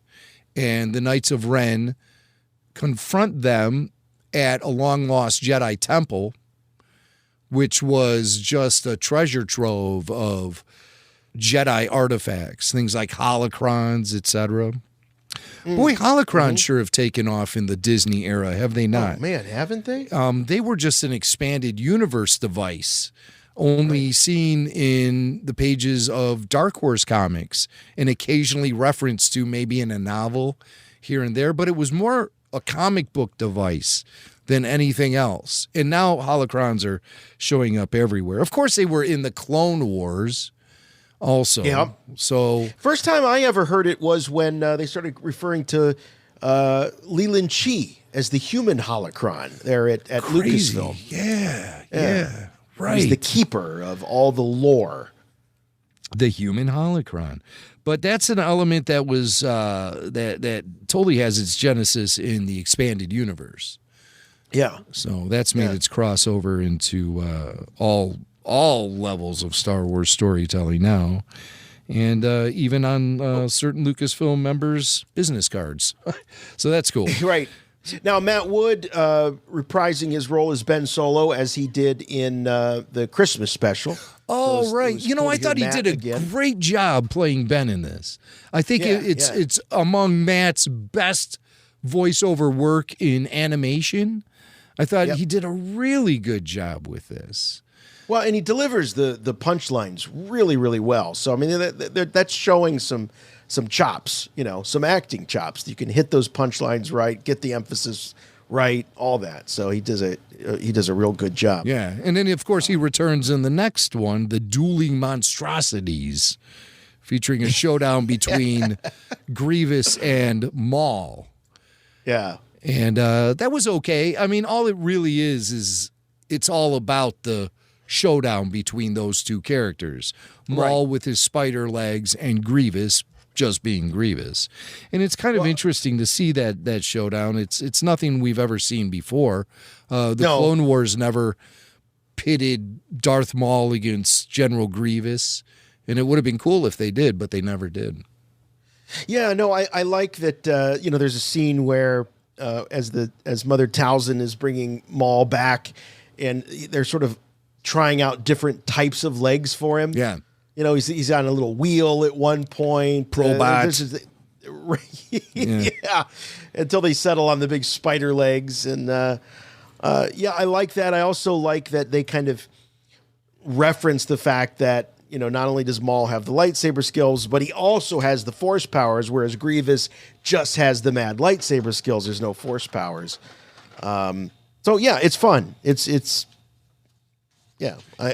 was all right. I kind of dug Lost Boys a little bit better, a little bit more, but yeah. And you had Barbara Goodson returning as Mother Talzin. She's the same voice actress from the TV show, and Sam was back as Darth Maul. Yep, Sam Witwer. And it took me a while to recognize that was Sam. Yeah. He was doing something a little bit different. It was a little more Peter Serafinowicz than it was. Yes. The Maul from the Clone Wars. Oh, there you go, with the long monologues and stuff.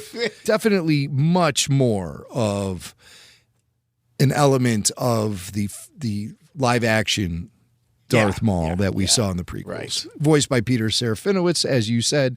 Awesome pickup on that. I was thinking the same thing. I'm like, oh, good. He's toned down Maul a little bit. But I mean, it's such rapid fire, crazy, wacky stuff, slapsticky stuff going on. And that's pretty much what this particular chapter kind of devolved into, was just a bunch of slapsticky, goofing around.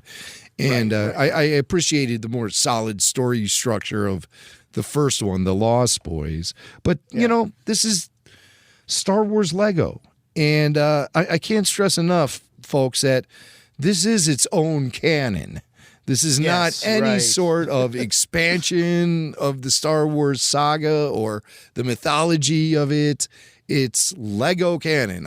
Speaking of the master of the holocron, Leland Shee, I asked him once at Rancho Obi-Wan what the deal is with Lego and its effect on the canon. And Leland flat out said to me, Star Wars Lego is its own canon. Yeah. And it doesn't have anything to do with anything else. Unless you wanted to, of course, in your own personal head canon. And I could make exceptions for that if that's the way you want to go with it. Again, as I say, this stuff is all fictional. So anything could be canon, really. Nothing's off the table. Yeah. Matt Sloan, by the way, is back as Darth Vader, who he's been voicing Darth Vader in the Lego specials for, I think, forever. Yeah. Honestly, going back to some of the original little shorts. And absolutely. I think Matt Sloan made his debut as Darth Vader on the Force Unleashed video game.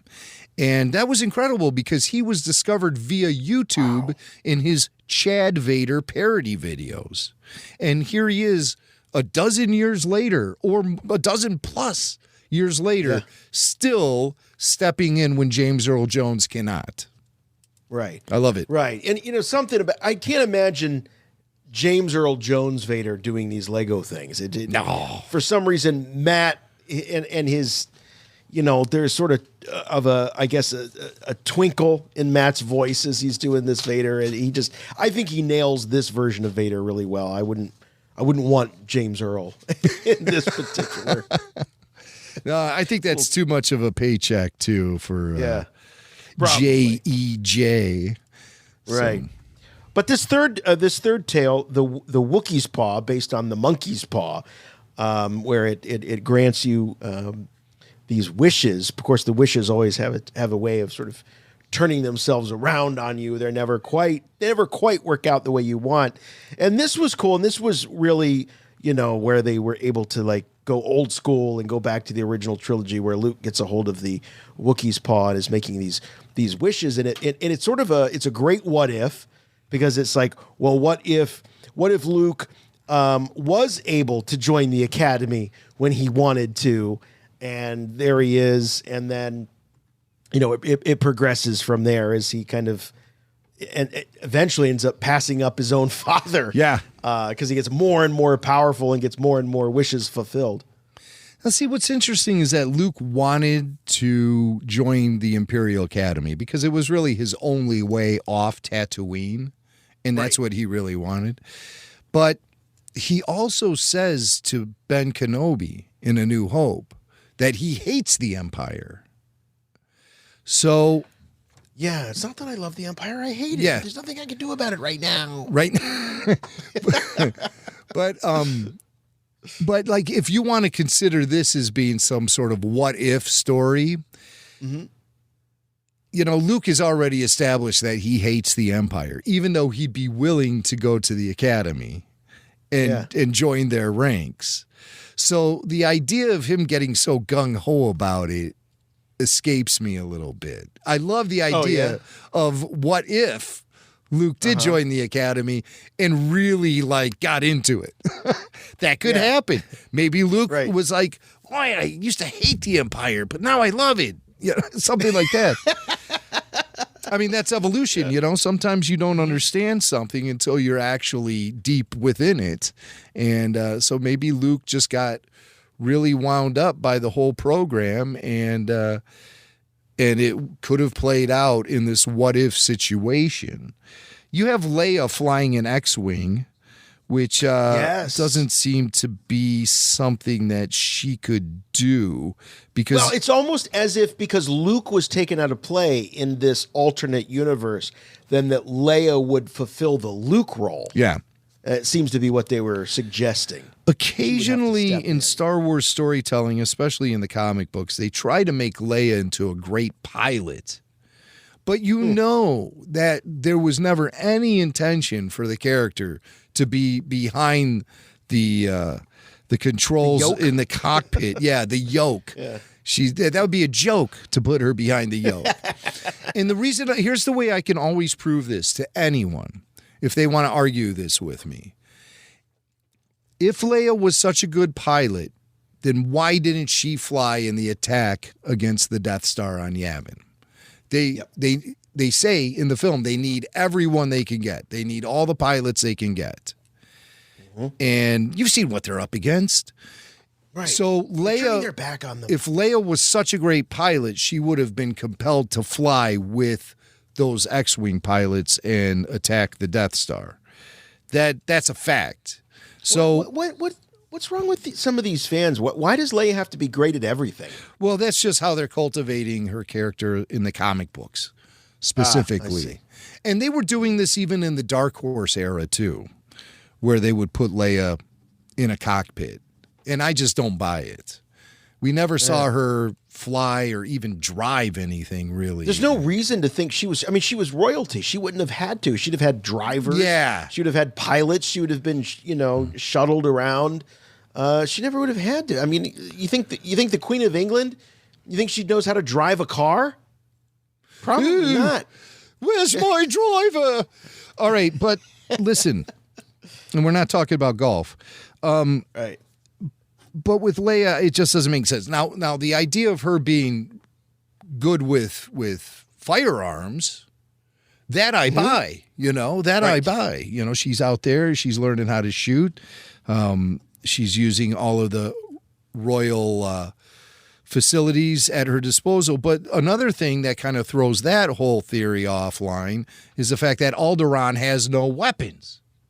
So how is Leia going to learn growing up on Alderaan how to shoot? So she must have picked up these skills during her time running with the rebellion.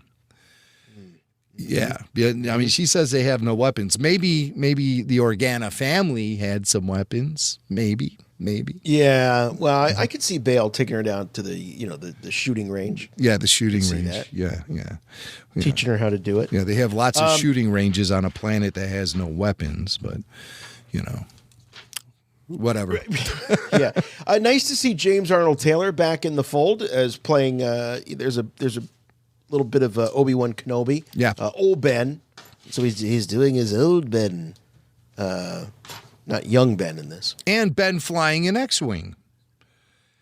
That's right. Yeah. Yes. So this, again, going back to this what if. Well, what if Luke would have chosen this path? Ben likely wouldn't have died at the hands of Darth Vader. Right. The Death Star. Yeah. And now Ben would have flown in the Battle of Yavin. For sure. I'm getting too old for this kind of... Shut up and suit up, old man!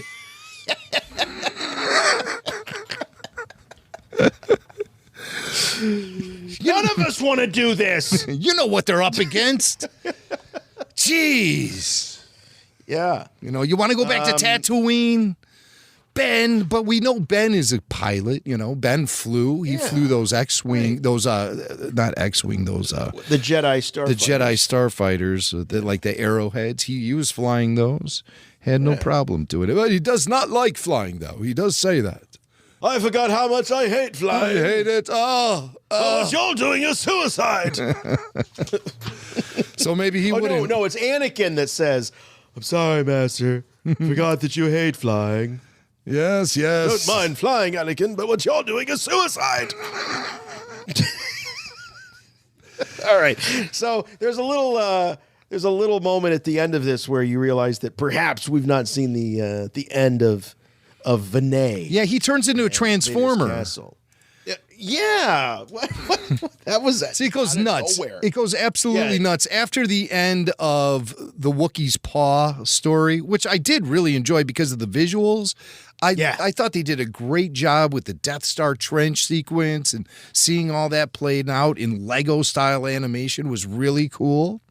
But then after the Monkey's Paw, it gets back into the main story featuring Vinay and Poe Dameron and the kid Dean.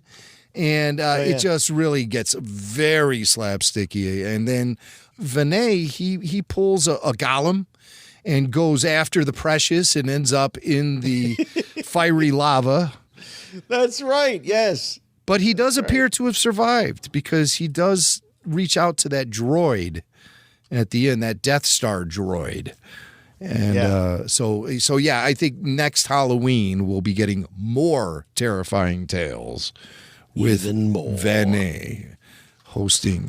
Yeah. Hey, if you're on the fence, watch it. And if you got kids, of the right age, watch it with them. It is fun and it's cool. I love holiday specials, even bad ones. And not that this is bad at all, but if you grew up in the 80s and you love the Charlie Browns and the Garfields and the Pee-wees and all the various holiday specials, this is great. It kind of harkens back to that. So check it out. It's on Disney Plus. Terrifying Tales. And I got to say, there were, I'm not suggesting that any of this is canon. We know it's not, but there were a few things I'm like, I wouldn't mind if that was canon. That was kind of fun. Right on. All right. We got some pop culture coming up before we sign off. Force Radio. You've already made that Star Wars reference. Your source for the Force. Star Wars parody. It looks like we're going to kick things off with a little bit more Norm Macdonald. We had a clip from Norm Macdonald on the last Rebel Force Radio episode, and he was sort of claiming, Jim, that I never seen Star Wars. Never saw it. He does say that. Wars. Yeah, he was on The View with Barbara Walters in 1999, the same day that The Phantom Menace opened in theaters. And Norm claimed he had never seen Star Wars. So that left us scratching our heads. Well, that seemed kind of weird that Norm had never seen Star Wars, but he explained his dad didn't like that kind of fantastical stuff and would discourage him and his brother from watching it. Well, fast forward a good 17 years into the future, and Norm is hosting the Canadian Screen Awards. This is from 2016. And we learned about this video on a tip from RFR listener Samuel Stevens. But Norm is hosting this Canadian award show, and he makes a Star Wars reference that puts into question that claim that he'd never seen Star Wars before. So we have the clip from Norm. Here he is hosting the monologue before they start giving away all the awards. Backstage I was thinking how different things are since I moved to the United States. Now I'm in the United States. One thing I've noticed about films, I don't like foreign films anymore. They're all like artsy, kind of not my cup of tea. But when I grew up in Ottawa, by God, I loved foreign films. Star Wars.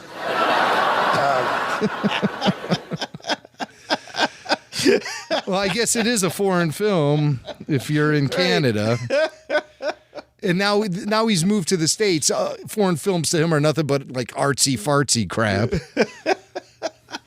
But when he was in Canada, the foreign films were like the big blockbusters. So I was thinking to myself, well, this is 17 years in the future from that Barbara Walters interview when Norm claimed he never saw Star Wars. So I figured, well, somewhere, in between 1999 and 2016, Norm had actually seen Star Wars. But he clearly says in that bit, growing up in Ottawa, he would watch Star Wars. So me and Samuel, who sent us this, we're kind of wondering if this refutes Norm's claim that he's never seen Star Wars. I I don't think so. I think this is just shtick that, right? Yes. Norm wrote. It's a good line. It's a good joke. Yeah, and he just used Star Wars because it's like the most overly marketed, publicized, and attended films of all time. So that's the joke. But we'll never know. Did Norm ever see Star Wars? Now it's a mystery. Now it's a mystery. A mystery that may never be solved. We did get a message here from Aiden. Aiden in Kansas. He writes us. He says, "Hey guys, loyal Patreon listener here. Wanted to tell you guys about a Star Wars reference in the newest show, Marvel's What If. In the episode What If, ... Ultron 1, Hawkeye makes a reference. Hawkeye makes a reference. A Star Wars reference. Okay. To Black Widow. To Black Widow. Who Black Widow, whose name is Nat, I have discovered. Nat. Yeah, for Natalia. Yeah, well, not Natalie. No. She has not called in a while either. No, the phone's not really wrong. But Marvel's What If, I haven't watched this. I feel like I don't know enough about what really happened in Marvel. Right. So let alone now a what if is just going to confuse me because I don't know the what if from the what really happened. I like the real obvious ones, like what if Peter Parker got hit with gamma rays instead of Bruce Banner? Things like that I can really figure out, Oh, okay. All right. Like, all right. A Spider-Man Hulk. I would love to see that. Ooh. Right? Oh, I don't know if they've ever done that, but that's a good idea. Sounds like a good idea. Kevin Feige, if you're listening. I don't know. Maybe he is. But so Marvel What If, it's a recent episode, and it features a Star Wars reference, and here it is. If we want to take down Ultron, we need an AI that can combat his code. Yes, I know, but it's not here. It's right there. Sorry to break it to you, Nat, but Death Star plans are not in the main computer. The answer is right there. So he's just making a Star Wars reference, that's all. I missed it. How could you miss it? You weren't even paying attention if you missed it. Play it again. I'll give you a mulligan. If we want to take down Ultron, we need an AI that can combat his code. Yes, I know, but it's not here. It's right there. Sorry to break it to you, Nat, but Death Star plans are not in the main computer. Oh, I missed the Death Star part. All I heard was plans. Okay, all right. I get it now. The Death Star plans are not. Okay, fine. Do they got the original voice actors? Or not original voice actors, but they have the film actors in this? Or are these all voice doubles? They're all voice doubles? It would be a real what if I actually watched the show. So I see. I was just curious if that was really we know I think it's unlikely. Yeah. I think it's unlikely. Yeah, probably. So there we have Marvel and Star Wars crossing over. Also in another episode of What If, I've heard claims that an environment was very Mustafar in its appearance. And somebody sent me a screen grab, and I could kind of see something that looked like Vader's castle in the background. So maybe it was happening at the same time as Marvel's Lego's Terrifying Tales or whatever. So I don't know.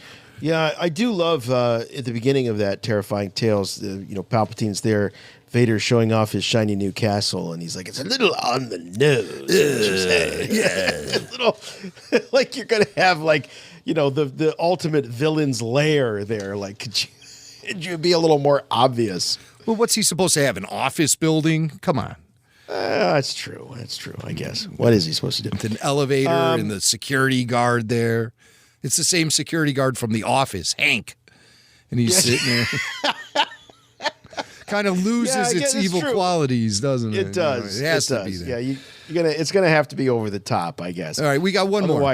One more pop culture reference. This comes from Rebel Force Radio television correspondent Wendy Snyder, who sent me a text, and she says, new Goldberg episode, funny Star Wars stuff.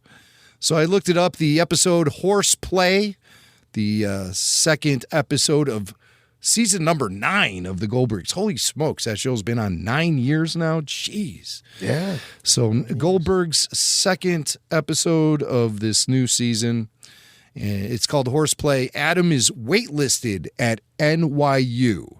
He's trying to get into the school, but the admissions board has put him on a wait list. So Adam goes into the dean's office at NYU. The dean, who his last name is Martin, making her Dean Martin. I love it. I thought you'd appreciate the Rat Pack shout out. So he goes to see... No relation to the Dean character in Star Wars Terrifying Tales. Oh, right. Dean's everywhere this week. But Adam goes in there to plead his case. And the reason why they're holding back his admission is because Adam grew up in a suburbs, in a, very middle-class neighborhood, and he doesn't have any real sob stories in his past. He wasn't abused as a child. He didn't grow up in a cardboard box. And that's what they really want. They want the people who had to overcome life's challenges to the extreme. Mm-hmm. And they get in first. And so Adam is in there trying to prove his case, saying, oh, no, I have been challenged throughout my life. I have suffered because of the result of being a nerd. So here's a little taste of the Goldbergs episode when Adam's trying to prove his case to get into NYU with the nerd defense. And, of course, Star Wars gets mentioned. So you think NYU should let you in because you like Star Wars? More like love. Beep, beep, beep. That's R2-D2. Priya, you're on. Nerd alert! Nerd alert! You do realize that Star Wars is the most popular movie franchise of all time, right? But I really like it. So he's going. I love that because, as we've talked about for the last 15 years, there was a time when Star Wars was not synonymous with being some sort of nerd thing. That was left up to the Trekkies. That was left up to the... God, we didn't even know what the Doctor Who people were. They were still off over in Europe. It hadn't invaded the United States.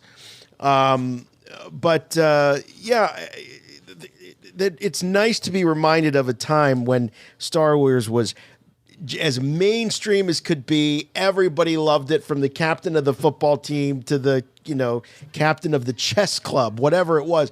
It transcended all boundaries.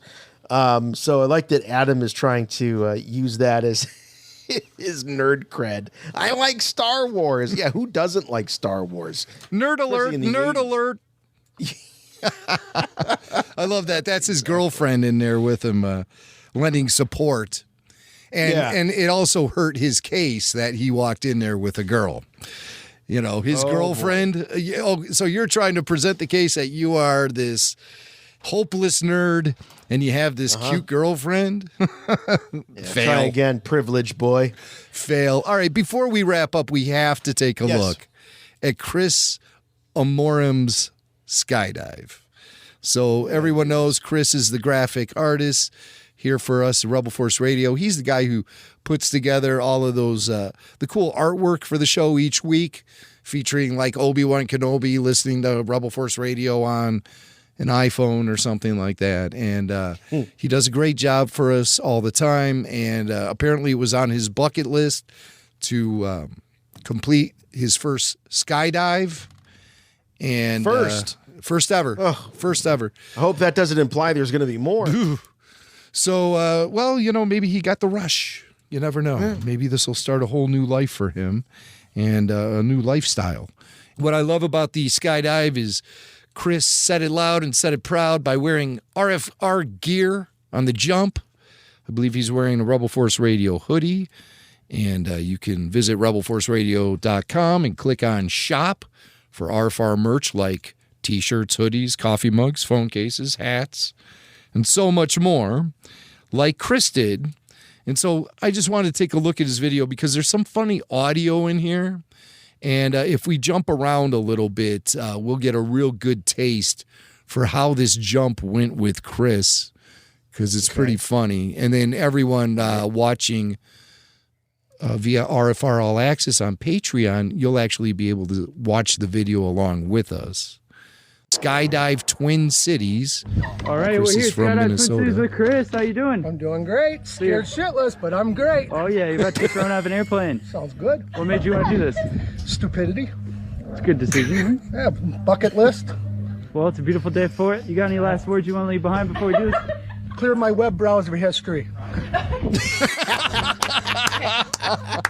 Yeah. Great answer. Now here's Chris. He's getting on board. He's all suited up with the harness. He has a harness on. He's not actually wearing the parachute himself. There he's on board the little plane. He's way into it. They give us a music bed. Just like the Screen Rant interviews. And you get a music bed. Now, is this Chris? You got the coach behind. So they're doing that in tandem. So they're going down with their coach. Okay. Right. Doing a solo dive here. Yeah, Chris has got someone on his Chris, back. You're next. He's like dragging this person. Look at him shaking. Look at him shaking. Like, is that nerves or is that the wind blowing him? But he is shaking like a leaf. And there he goes.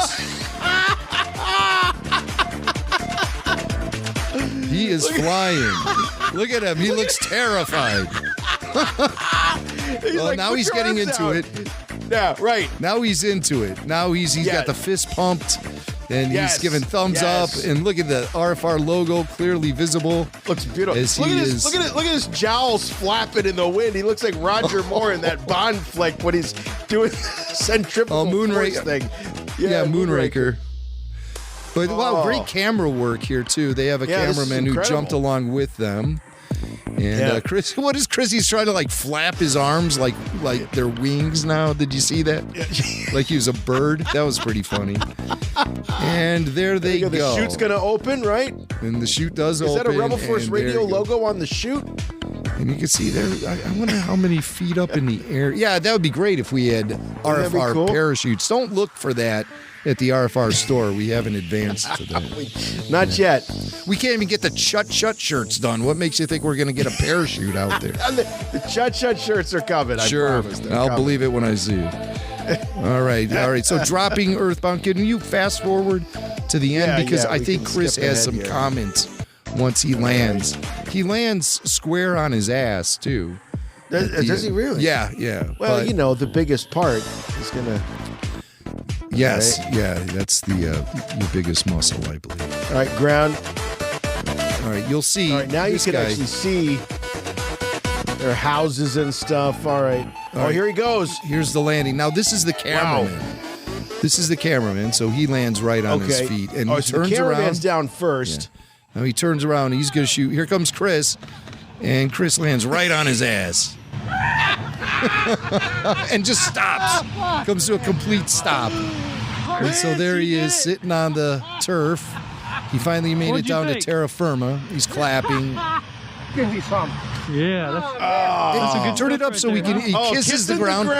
Kisses the ground and hits it. But he does say something along the lines of "what a rush" or something like that. So I just want to congratulate Chris.